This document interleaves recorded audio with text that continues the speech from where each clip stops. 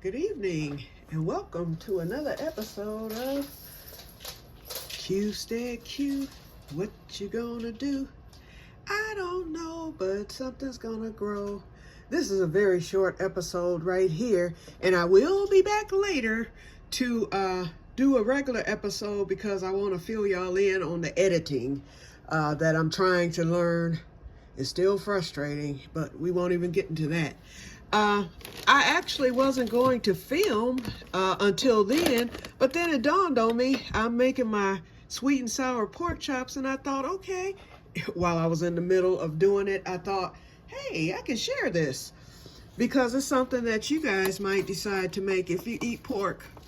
But you can actually use this recipe for any meat. Chicken, I've used it with chicken.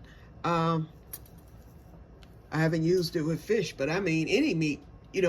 So what you do is first of all, you season your meat. And as you can see, I have pork chops. I have a preference. I do not like any cut of pork chop better than center cut. I love center cut pork chops. So that's what I have here. So I have 6 of them in there. I bought the family pack because they were on special. I seasoned them with my mixed seasoning that y'all saw me mix.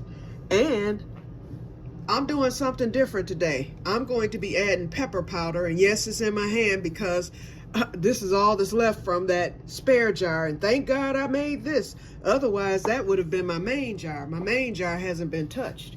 Okay, so let's get this spread. And I'm gonna spread it quite a bit here.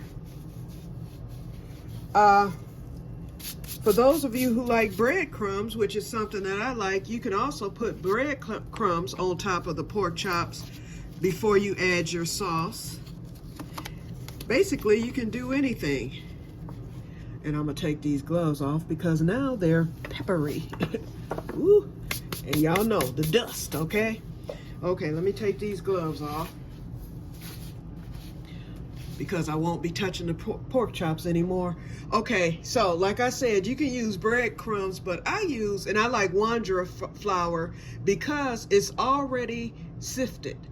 And flour, your regular traditional flour, which is okay because it makes a nice crust, but I don't like the thickness of it because regular flour is thick. So this has been sifted, and this works perfectly for me, Wondra. And I do have this in my preps. I have about 6 of these containers in my prep. So I just I also make my gravies with Wondra. It makes the best lump-free gravy that you've ever had. Okay, so I just spread it over the pork chops, and it will thicken and it will still make a crust. It just won't be one of those, you know how flour crust looks once it's baked. It won't be thick and gooey and all that. It'll just be a nice thin crust that will give the pork chops flavor, lock in the juices, keep them soft, all that good stuff. My oven is preheated. Usually you would preheat it to 350, but my oven, because I have a double oven, and I believe I mentioned that before, I have a double oven, and once I preheat it, the top portion of the oven tends to get a lot warmer than the bottom portion. And I only cook in the top portion because y'all know with MS, I don't like bending over. The top portion of the oven is the perfect height for me. And let me get out my trusty religious oven rack puller because I'm gonna be putting them in the oven. Okay, so you're looking at the pork chops, and yeah, they look kind of messed up. Now, I've already made up the sweet and sour sauce, and here it is. And normally, the normal recipe is a cup or 2 of brown sugar. I added a little extra this time because I had a little brown sugar left in a pack, and then I took a cup from the new pack of brown sugar, so it's a little more than what I would normally use.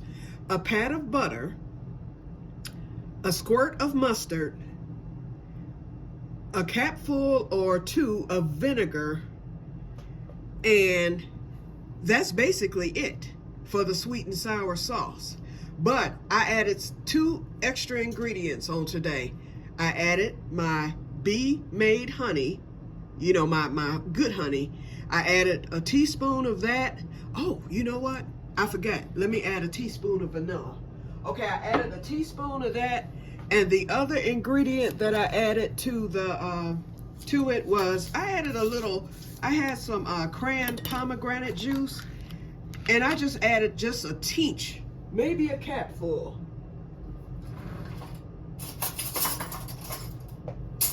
Hold on, y'all. Okay, I'm getting ready to add this. I'm just putting a half teaspoon of vanilla in this. Why, I don't know. I guess because it's homemade. Sometimes I like to play around with different things, and because you can make sauces and whatnot, why not? And if I don't like it, I doubt if I won't like it, because my main powerful ingredients are the brown sugar and the oops, now I need a spoon to stir this in. Okay, I'm stirring it in. And I feel some brown sugar at the bottom of the pot here, so I'm glad I grabbed this instead of the spatula, because you always want it mixed well. Look at that sugar. I'm glad. I should taste it. I will once I get it poured, just to see what it tastes like. So the vanilla is now mixed in. Let me rinse the spoon so that when I do taste it. Okay, so after you've done everything, then you take your sweet and sour mixture and you pour it over the pork chops. You want to start off thinly to make sure you get each one coated, and once you do that, then you can go crazy and pour it a little bit thicker. Okay, so that's it. Now, some people will leave it just like this, but I always add, hold on, I'm tasting this sweet and sour sauce. Ooh. Okay, I like it. I hope it comes out like this over the pork chops. But like I was just saying, a lot of people leave it like that, but that sauce can end up, you know, scorching a little bit. And I've had that to happen. It's not bad, it's just that it scorches and then you have to clean the pan. But to avoid all that, I usually pour, you see, I just filled the mason jar just with a little bit of water, just enough to keep the moisture sealed in. And then I do that. I don't pour a lot to overpower the sweet and sour sauce. There's really no difference, because this water will evaporate, and then it'll keep the pork chops moist, and it'll keep your pan from scorching. In fact, I'm not even using all of that, just a little, just enough to say I put some water, a little bit of water in there, and it does not affect the taste one bit. I've had it both ways. If anything, if you mess around and get the scorching, you'll taste that scorch taste. This eliminates all that. After that, you cover with tin foil.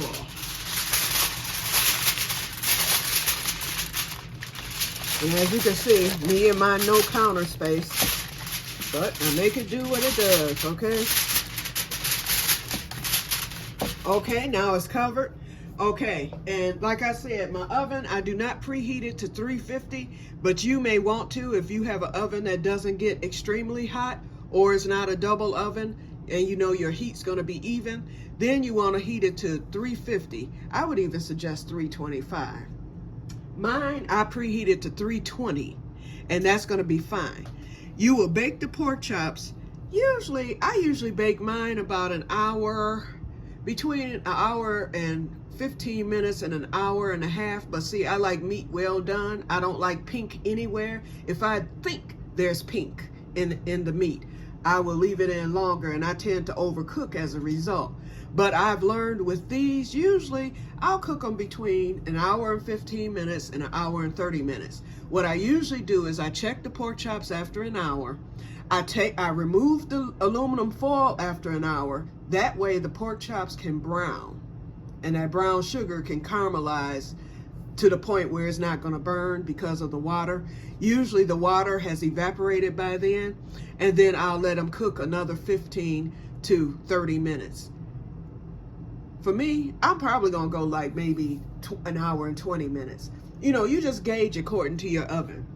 But I know how mine works, so I know anywhere between an hour and 15 to an hour and 30 minutes is perfect for me.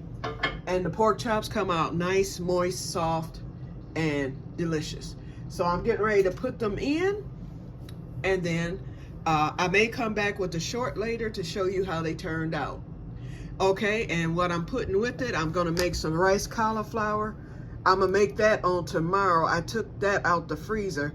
I hate frozen, you know, like a frozen vegetable. If I know I'm going to cook it, I'll take it out the freezer and put it in the fridge and let it unthaw. So it's still cold, but then it's unthawed enough to where I can just pour it freely instead of trying to break up clumps and all that stuff. I took out my bacon. I don't know if you see it. Hold on, there it is right there. I took out my bacon to unthaw overnight, and so that will go into the rice cauliflower as well as onions and garlic. And so that's dinner for tomorrow. I thought about doing some green beans. I really want some of those collard greens, but we're so close to Christmas now, and that's when I plan to cook the collard greens, so I'm gonna wait. So I'm gonna just do the rice cauliflower, and I'll think of something else to put with it, maybe some cornbread or something, you know, because then that way it'll be a 3-course meal. And then I forgot about my ice cream, y'all. And I was so happy about that coffee ice cream. I devoured that the other day. I forgot I still have some of the strawberry shortcake ice cream in there, and I'm going to eat it tonight. Should save it for tomorrow, but I'm gonna eat it up tonight, and then I'll be able to look forward to my next batch, which will be my final batch until probably the summer, once I go get my glasses. Okay, now I'm rambling, and I will be back later, and that will be a short video also. It won't be that long. It'll just be me telling you about my little editing journey thus far, and then maybe you guys can offer some tips and tricks and all that stuff, or we can just discuss it to see what's the deal. But anyway, I will talk to you guys later, and may God bless you all. Bye-bye.